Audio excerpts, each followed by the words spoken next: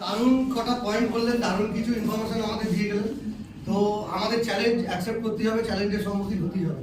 এটা মনে রাখবেন, আমরা যে রাস্তায় এসেছি, আমাদের হয়তো প্রথমে যারা আমরা 8%, 12%, 16%-এ আছি, maybe bronze director, silver director রয়েছে, আমাদের টার্গেট থাকে প্রথমে কি, যেখান থেকে 10,000 টাকা রোজগার করবো। কাউকে আমরা এরকম বলেও জয়েন করাই যে আপনি আপনার ইনকামটাকে ডবল করে নেবেন 2 থেকে 3 বছরের মধ্যে, রাইট? তো এটার মাধ্যমে কি বোঝায়? ধরুন সে 15,000 ইনকাম করছে, আমি তো জানি না, যখন ডবল বললাম মাথায় ক্যালকুলেশন করে নিল 3 বছর থাকলে আমার 30,000 টাকা একদম স্বাভাবিক ব্যাপার। তার মানে সে কিন্তু 15,000 টার্গেট করে এসছে। এবার ভাবুন, যে রাস্তা দিয়ে সে 15,000 পাবে, যে রাস্তা দিয়ে সে 15,000 পাবে বলে টার্গেট করছে, অ্যাকচুয়ালি ওই রাস্তা দিয়েই তো দেবকুমার স্যার কি 10 লাখ কামিয়েছে, শিবসার 2 লাখ কামিয়েছে। অ্যান্ড আমাদের grade apply Siddharth Singh sir 1,67 lakh এখন পর্যন্ত আসছে এশিয়ার মধ্যে, রাইট? ওই রাস্তা দিয়ে গেছে। এবার ভাবুন ওই রাস্তাটার চ্যালেঞ্জটা কোন লেভেলের হবে।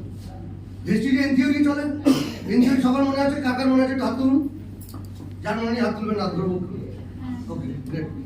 এন থিওরি যে নিচের দিকে যে ফাঁকা অংশটা, ওইখানে আমাদের কাজ, ইনকাম কম, তো কাজটা বেশি। তো যে কাজ করে আমাদের 2 লাখ, 5 লাখ, 10 লাখ কি 10 লাখ কি ধরছি, 10 লাখ পর্যন্ত 70, ওকে, আমাদের 10 লাখ ইনকাম আছে, সেই রাস্তা দিয়েই কিন্তু 10,000, 15,000 আছে। এবারে ধরুন লোকে 10,000, 15,000 অলরেডি রোজগার করে, 20,000, 30,000ও রোজগার করে, সেটার জন্য তাদের চ্যালেঞ্জ ফেস করতে হয়। ইয়েস নো, চ্যালেঞ্জ ফেস করতে হয়। ওই রাস্তা দিয়ে গিয়ে কি 10 লাখ আসবে? আসবে না। 10 লাখের রাস্তাটা আলাদা। কি মনে হয় 10 লাখের চ্যালেঞ্জটা আরো বেশি হবে কি কম হবে? অনেক বেশি হবে। শুরুতে চ্যালেঞ্জ বেশি। তো আমি 10,000 চেষ্টা করছি 10,000 কামানো, আর রাস্তাটা কিন্তু 10 লাখ। এবার বুঝতে পারছেন লোকে জয়েন করার পরে কেন ছেড়েছে? তার টার্গেট ছোট, অবস্টাকেল অনেক বড়। অবস্টাকেল এত বড়, সে মনে হয় 10,000 টাকা কামানোর জন্য এত কষ্ট করতে হবে, এত লোকের না শুনতে হবে, এত গালাগালি শুনতে হবে। ওই যে ম্যাম বললো গালাগালি করার পরে ছুটি করে আসতে পারবো সেমটি, অনেকে তো গুড মর্নিং লিখে দেয় সেম টু, কাউকে হ্যাপি নিউ ইয়ার পাঠিয়েছি লিখে দিই সেম টু। আবার সেম টুটাও শর্ট ফর্ম, SMT আর একটা ইউ, ঠিক আছে? কেউ কেউ লিখে গুড মর্নিং GM, ওকে, যাই হোক, এটা আলাদা। তো ব্যাপার এটা হচ্ছে সবকিছু শর্টকাটে জানানো, কিন্তু সাকসেসের শর্টকাট হয়, ঠিক আছে? আগের দিন নিজে একটা গল্প বলেছিলাম না, গল্পটা এখন বলে যাবো, ওটা নন ভেজ। তো ব্যাপার যেটা হচ্ছে, আমি যেটা বলতে এসেছি সেটা কিছুই না, আমি দুটো ছোট ছোট গল্প বলবো, একদম ছোট ছোট গল্প, ওই দুটো গল্পকে কানেক্ট করার চেষ্টা করবো। ওকে, একজন উকিল, ঠিক আছে, একজন উকিল আর একজন উকিলের স্ত্রী। তো উকিল বেশ দুমে উকিল, একদম শহরের নামজাদা উকিল, কিন্তু উকিলের একটু স্বভাব আছে, সন্ধ্যেবেলা সুযোগ পেলেই বন্ধুদের সাথে বসে বা উইকেন্ডে সুযোগ পেলেই একটু টান। তো একটা খুব বড় পার্টির, একটা বন্ধুদের সাথে পার্টির একটা ইনভাইটেশন এসেছে। তো উকিল তো সন্ধ্যাবেলার সেজে গুজে রেডি যাচ্ছে। উকিলের বউ অনেক চেষ্টা করেছে, কিছুতেই সারাতে পারে। তো ভেবেছে উকিলের বউ আমি বড় প্রমাণ পেপার এইসব আজকে এমন কিছু একটা ব্যবস্থা করতে হবে যেন পুজোর ফেসে। কি করেছে? বলেছে তুমি প্রত্যেকবার প্রমিস করে যাও যে তুমি পার্টি থেকে ড্রিঙ্ক করবে, কিন্তু প্রত্যেকবার ড্রিঙ্ক করে যাও। বলে হ্যাঁ, সবাই বন্ধুরা এখন জোর করে, আমার একটা কেমন কেমন হয়, খেয়ে ফেলে। বলছে আজকে তুমি স্ট্যাম্প পেপারে লিখে সই করে যাও। স্ট্যাম্প পেপার বলে আমি আনিয়ে রেখেছি আমার নাম, একটা 100 টাকা স্ট্যাম্প পেপার বের করেছি। বলে স্ট্যাম্প পেপারে লেখো, নিজের নাম লেখো, সই করো যে আমি পার্টিতে গিয়ে ড্রিঙ্ক করবো না, যদি ড্রিঙ্ক করি সারা জীবন বউয়ের গোলাম হয়ে থাকবো। চ্যালেঞ্জ, ঠিক আছে? আমি পার্টিতে গিয়ে ড্রিঙ্ক করবো না, যদি করি সারা জীবন বউয়ের গোলাম হয়ে থাকবো। লিখে দিচ্ছে, বউয়ের তো আর ঘুম আসে না, খুব আনন্দ জানে এবার আমার গোলাম হবে। আর ঠিক তাই, রাত 12টার সময় টলতে টলতে ঘরে এসছে। ঠিক আছে, কি করবো, তুমি কি লিখেছো? কি লিখেছো? বলছে নিচে লিখে গেলে গোলাম হলো। আচ্ছা ঠিক আছে, কালকে সকালে কথা বলবো। কালকে সকালে পেপারটা সকালবেলা পেপারটা বের করে বলবে আপনি কি লেখা? ও তো উকিল, এত বোকা।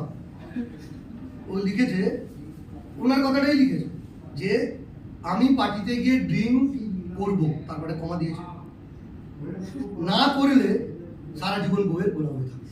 পুরো মানেটা উল্টে গেছে, একটা কম পুরো মানেটা উল্টে গেছে, ঠিক আছে? কে হেরে গেল? বউ হেরে গেল। আর একটা গল্প, এই গল্পটা এখানে করে ঝোলা চাপা।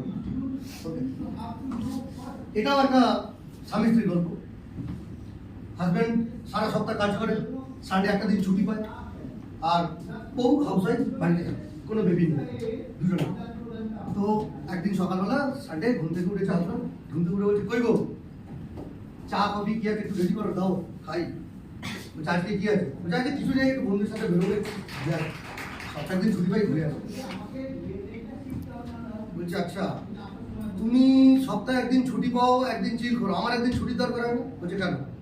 বলছে অত কথা শুনতে না, চা কফি এবার থেকে নিজে করে খাবে, রবিবার করে আমার ছুটি, রবিবার সব তুমি করবে।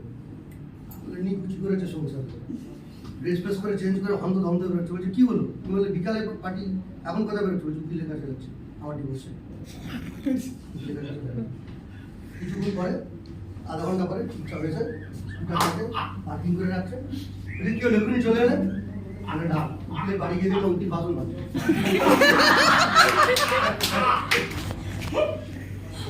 এই দুটো গল্পের কোনো কানেকশন পেলেন? হ্যাঁ, ওসব লেখা ফেখা বেকার। হোম মিনিস্টার চাইলে আপনাকে সব পারবে, এটা হচ্ছে সেই উকিল সকালবেলা উঠে বাসন মাজতে করে যেদিকে ছিল লেখা রুল বাড়ি দিয়ে ঘুচিয়ে দেবে। এবার এই দুটো গল্পের সাথে ভেস্টিজ কানেক্ট করুন, দেখি একটু দিমাগ লাগবে কিভাবে কানেক্ট করা যায়। কোনোভাবে ভেস্টিজ করা যায়? কেউ একটু চেষ্টা করুন একটু। এই টিটিটি মানে এটা না শুধু আমি বলে যাবো, মাথা খাটান একটু, কোশ্চেন করুন দিমাগকে, তবে উত্তর দেবেন। মহাশয়তান দিমাগ। কি মনে হয় মোদা? মোদাকে ছেড়ে দাও, বাড়ি যাবো। হ্যাঁ, কোনো কিছু বুদ্ধি আছে কার্তিক স্যার? আপনার তো বুদ্ধি বেশি ঢোকা উচিত, তো ফাঁকা চিন্তা করছেন, বলুন। ম্যাডাম আপনারা একটু দিমাগ লাগান। মৌসুমদি, হ্যাঁ মৌসুমদির কাছে কিন্তু উত্তর থাকাটা উচিত ছিল, আমি আশা করেছি। এই দুটো দম্পতি দুজনে যদি একসাথে ভেস্টিজে নেটওয়ার্কিং করতো তাহলে এই সমস্যাটা আসতো। হাজবেন্ড যদি টানতো কি করতো? বউকে নিয়ে বাড়িতে যেত। শিবসার প্রতি আমাকে ছাড়া বাড়িতে যায়? শিবসার দেবীমাকে ছাড়া যাবে? বাপ্পাদা মৌসুমদিকে ছাড়া যাবে? যাবে না তো। তো গিয়ে যদি টানার স্বভাব থাকে, দুপে নিয়ে বউকে দুপে খাই দিত, আর বলার রাস্তা নেই। তো মোটা কথা কি, আমাদের প্রফেশন যাই কিছু থাক, আমরা ভেস্টিজকে অপশন হিসেবে চুজ করি ঠিকই, কিন্তু ভেস্টিজ লাইফে শুধু এটা না। আমরা শুধু ভাবি ভেস্টিজ মানে সাকসেস, ভেস্টিজ মানে টাকা, ভেস্টিজ মানে গাড়ি বাড়ি, অনেক কিছু। ভেস্টিজ রিলেশনশিপও বিল্ড আপ করে, একটা ভাঙা রিলেশনশিপকে জুড়ে দিতে পারে। আপনি দেখুন ভেস্টিজে যারা কাপল আছে তাদের রিলেশনশিপ ব্রেক হয় না। ধরুন এমন একটা জায়গায় চলে গেল, রিলেশনশিপ ব্রেকআপ হয়ে গেছে স্বামী স্ত্রী, ঠিক আছে, একটা কারণে আটকে থাকবে। সালো আইডিটা কার নামে ট্রান্সফার মাঝে শেষে যখন টিম করে মেসেজটা ঢুকবে, সহ্য করবে অন্য নামে নিজের বলি, তাই তো? কথা বলেছে সহ্য করি।